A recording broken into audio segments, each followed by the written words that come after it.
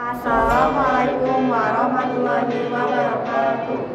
Kami siswa-siswi SMA Negeri 3 Cimahi, yaitu kolaborasi jurusan Tata Boga dan jurusan Multimedia. Saya Sheila Syuriani Namara. Saya Zakiadul Fakir Samadia. Saya Muhammad Yusri Ramadan. Akan mempraktekkan pembuatan sabun dari minyak jelantah. Minyak jika digunakan secara berulang kali atau yang sering kita sebut sebagai minyak jelantah akan menghasilkan zat yang dapat menyebabkan kanker atau merusak saluran energi. Di sekolah kami terdapat jurusan Tata Boga yang dimana setiap setelah melakukan praktek kami melihat banyak minyak yang sudah tidak dapat digunakan kembali dan semakin hari semakin banyak. Kalau dibuang ke sungai atau ke tanah akan menjadi polusi.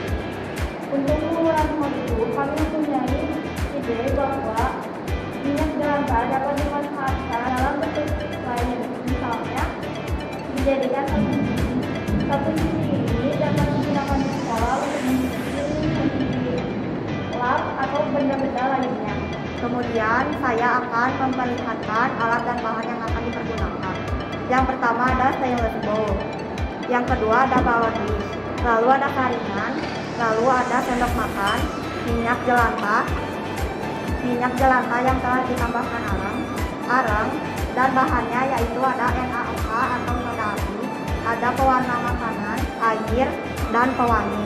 Selanjutnya akan melakukan langkah kerjanya. Yang pertama yaitu menimbang air sebanyak 130 liter. Selanjutnya akan menimbang natrium hidroksida sebanyak 44 gram. Setelah itu mencampurkan natrium hidroksida ke dalam air.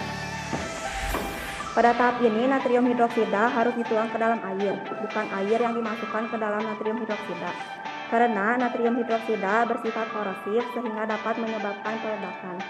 Dan pada tahap ini juga kita diwajibkan untuk menggunakan alat pelindung diri minimal yaitu hand glove, masker, dan kacamata lab. Lalu setelah itu aduk NaOH dalam air. Diamkan hingga suhu ruang yaitu 27-30 derajat Celcius. Ini adalah larutan natrium hidroksida yang sudah sampai suhu ruangan. Di sini saya akan menjelaskan dulu tentang minyak. Yang sebelah kiri ada minyak yang sudah dipakai secara berulang kali atau sering disebut dengan minyak jelantah. Dan yang di sebelah kanan ada minyak jelantah yang telah ditambahkan arang kemarin yaitu 1 kali 24 jam. Selanjutnya akan menyaring minyak atau memisahkan arang dengan minyak.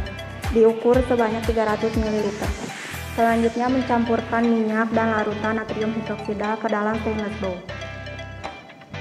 Lalu aduk sampai larutan natrium hidroksida dan minyak jelantah tercampur rata.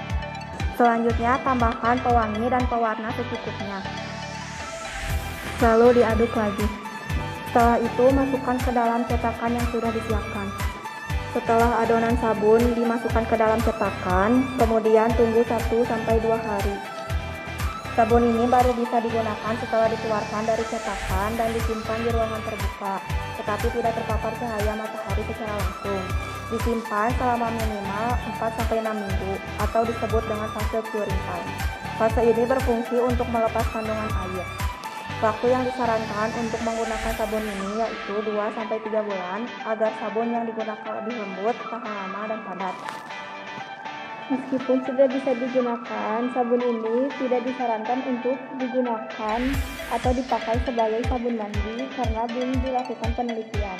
Kami menyarankan sabun tersebut digunakan untuk mencuci benda yang tidak bersentuhan langsung dengan kulit, misalnya untuk mencuci kain lap, perkakas, atau benda-benda lainnya. Ini adalah hasil sabun dari minyak jelantah yang sudah dibuat 2 hari yang lalu. Pembuatan sabun dari minyak jelantah ini idenya dari kolaborasi antara mata pelajaran kimia di jurusan MM dan di jurusan Boga. Saya yang di jurusan Boga melihat minyak ini setiap hari itu banyak. Kemudian kalau misalkan dibuang, pasti dibuangnya kalau tidak ke sungai mungkin ke tanah dan itu akan menyebabkan polusi.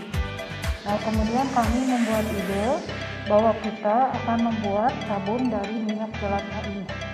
Pertama, ide ini dipakai bahwa sabun ini akan dipakai di jurusan kami sendiri untuk dipakai mencuci lap, kemudian mencuci piring, dan mencuci alat yang lainnya. Untuk kedepannya mungkin akan kami produksi sehingga bernilai ekonomis. Sedikit tambahan saja dari saya, jadi ini lebih ke green lingkungan ya, artinya lebih ramah lingkungan gitu. Jadi kita memanfaatkan limbah-limbah rumah tangga sebetulnya yang sering kita temukan di rumah juga gitu.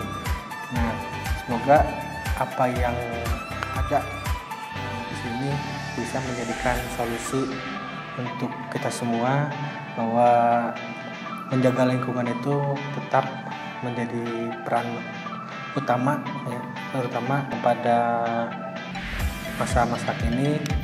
Kita sudah mengetahui bahwa global warming sudah sangat mengkhawatirkan, sehingga sudah saatnya kita mengurangi polusi dari sedini mungkin.